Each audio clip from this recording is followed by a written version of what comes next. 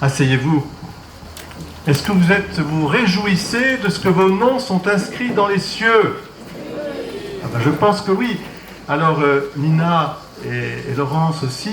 Et puis alors Julien qui fête son anniversaire aujourd'hui. Julien qui a été baptisé il y a quelle date exactement? C'était la nuit de Pâques. Le 16 avril, hein, c'est un néophyte, comme on dit, heureux, et c'est son anniversaire aujourd'hui. Alors rien que pour ça, allez, on peut applaudir aujourd'hui son anniversaire. Hein. Mais alors, il y a Manon. Toi aussi, ton nom, alors elle s'appelle Manon Rose. Ah, Manon Rose, sous la protection de Notre-Dame. Et c'est très beau. D'abord Manon, c'est la Provence, hein. Et puis Rose, ça nous ramène aussi à Notre-Dame de Santé. Alors évidemment, chers frères et sœurs, moi je voudrais insister sur le thème de cette liturgie, tournée vers Marie d'ailleurs. Voici que je dirige vers elle, comme un fleuve, la paix. Isaïe, dans la première lecture, et vous voyez que le Seigneur, dans l'Évangile, nous parle de cette paix. À chaque fois que vous entrez, la paix soit avec vous. Porteur de l'Évangile, c'est être porteur de cette paix, c'est-à-dire de cette tranquillité, de l'ordre en Dieu. Alors on va se demander pourquoi est-ce qu'on peut appeler Marie Reine de la paix. Et tu vois, Manon, tu seras sous la protection de Notre-Dame de Santé, mais aujourd'hui, sous la protection de Marie, Reine de la paix. C'est vrai que depuis 5 siècles, les gens accourent ici, parce qu'ils savent très bien qu'en venant à Notre-Dame de Santé, ils y trouvent la paix. C'est la paix qui vient de Dieu, mais elle passe par Marie. Ils y déposent toutes leurs intentions, les actions de grâce, sûrs de repartir joyeux et l'esprit en paix. Et il se passe ici, comme il se passe partout dans les lieux les sanctuaires de Marie, à Lourdes, à Fatima, à Pontmain, à la Salette, on peut aller dans tous les sanctuaires, vous voyez, les chapelles, eh bien, il y a toujours cette paix. Le bon Dieu dirige vers Marie la paix comme un fleuve. Est-ce que vous ne voulez pas, je dirais, être inondé de cette paix?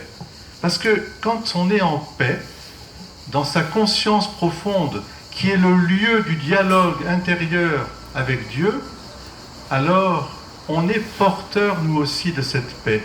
Et vous savez que c'est évidemment une intention de prière tellement importante dans ce monde qui semble aller vers la guerre. Et si il semble aller vers la guerre, c'est que la guerre, elle est déjà, je dirais, un peu dans les cœurs des humains. Et il faut que ça passe, cette paix, que nous soyons des porteurs de paix. Alors, première chose, pourquoi est-ce qu'on peut appeler Marie Reine de la paix? Alors d'abord, c'est une façon simple de répondre à cette question, parce que le Christ, étant lui-même le prince de la paix, comme nous l'a rappelé Isaïe aussi, car un enfant nous est né, un fils nous est donné, et la domination reposera sur ses épaules, on l'appellera admirable, conseiller, Dieu puissant, Père éternel, et ça se termine ainsi, prince de la paix. Alors comme notre maman du ciel, c'est la maman de Jésus, si elle est la maman du prince de la paix, elle est aussi reine de la paix. Parce qu'elle porte celui qui est l'auteur de toute paix. Elle nous le donne, voyez. Alors c'est une figure pacifiante que Marie. Elle a un rôle toujours pacifiant. Et en particulier, j'ai une petite pensée pour les petites mains. Je vois qu'il y a Romaric qui est là et qui est toujours au service. Tous ceux qui sont en train de préparer cette belle fête aujourd'hui, vous savez que eh bien Marie, elle l'a fait aussi. Ceux qui sont au comptoir, là, qui vous accueillent, ceux qui sont... voilà, et chacune et chacun, on a apporté notre petite quote-part, comme à Cana. Vous savez, à Cana, qu'est-ce que dit Marie? Pour pacifier les choses, parce que vous imaginez, il n'y a plus de vin. Imaginez des noces. Hein, il n'y a pas de vin, c'est la panique à bord. Hein. Moi aussi, à l'hôtel, si j'avais pas de vin, ce serait la panique à bord. Hein, parce que in vino veritas, ou plutôt le vin réjouit le cœur de l'homme, et pas que de l'homme d'ailleurs. Donc...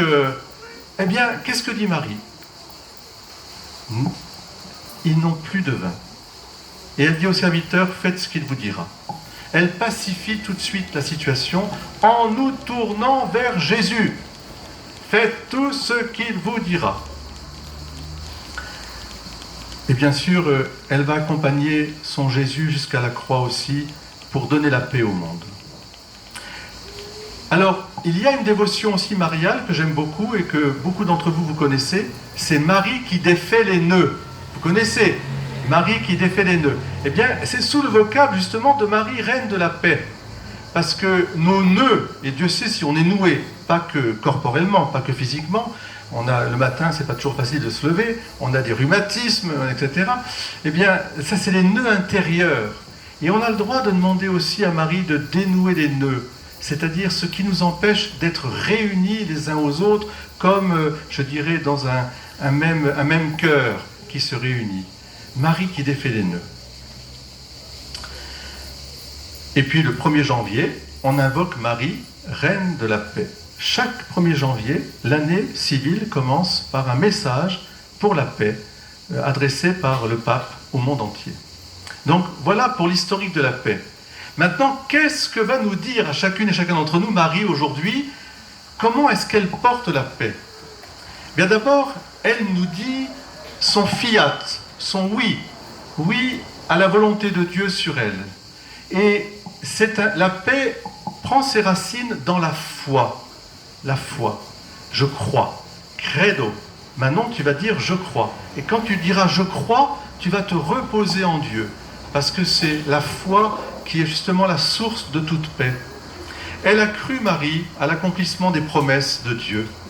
Et c'est parce qu'elle y a cru jusqu'au bout qu'elle a été celle qui portait la paix au monde. Elle nous l'a donnée.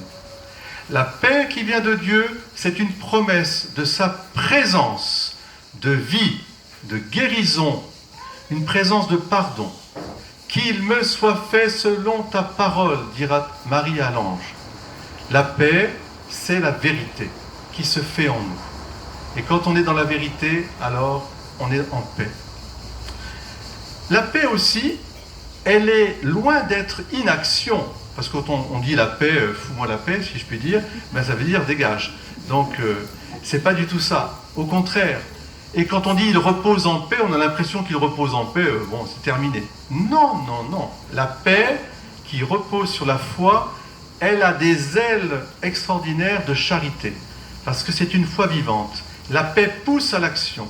Marie, après avoir dit oui à Dieu, avoir reçu cette paix de Dieu, elle va servir sa cousine Élisabeth. Habitée par cette présence et poussée par les ailes de l'Esprit pour aller porter la paix.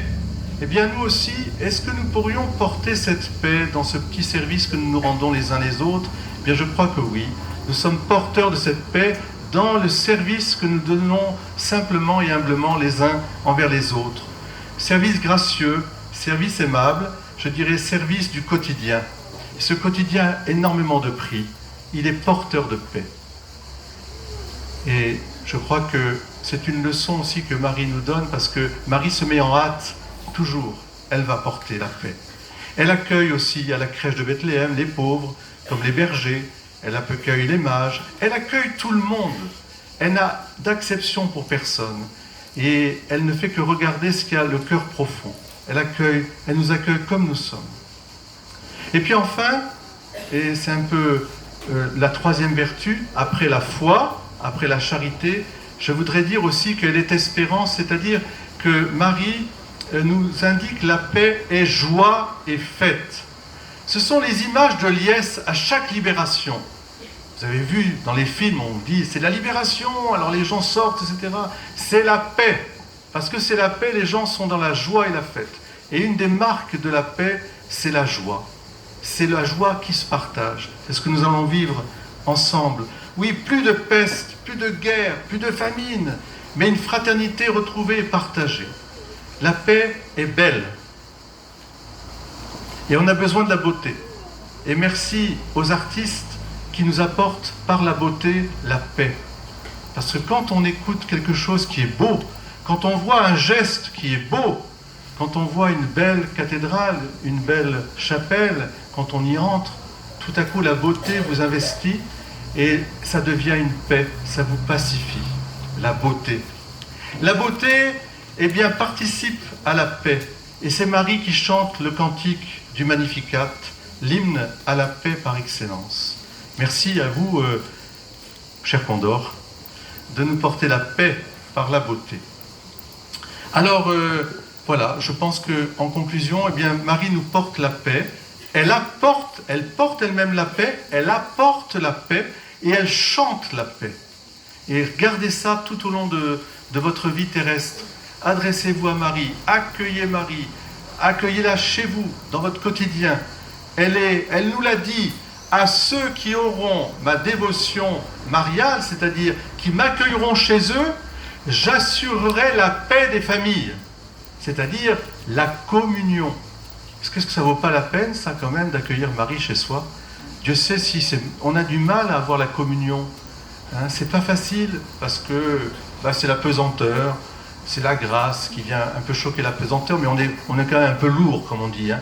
Moi, j'aime bien dire, il est grave, celui-là, ou elle est grave, oh là là. Alors quand tu dis ça, mon Dieu, Seigneur, viens apporter un peu de légèreté, un peu de paix, un peu de tranquillité dans cette communion. Et je voudrais, avec vous, les yeux pleins de miséricorde, qu'elle ne cesse de poser sur nous ses yeux pleins de miséricorde, que pour terminer, nous lui chantions le Salve Regina, parce que c'est le chant justement de la paix aussi par excellence. Alors on va se lever et on va chanter Salve Regina. Salve Regina, Mater misericordiae, vita dulcedo, espes nostra salve, a te clamamus, exules illi eleve, a te suspiramus, gementes et flentes, in ac lacrimarum vale, ea ergo, advocata nostra, illo tuos, misericordes oculos, ad nos converte, et Iesum benedictum fructum ventris tui, nobis post hoc exilium ostende. O clemens, o pia, o dulcis Virgo Maria. Comme disait une petite enfant, comme Manon, maman, on fait tout mieux quand on sait que tu es là. Eh bien, c'est ce que nous allons vivre maintenant avec Marie et Manon qui va recevoir le baptême.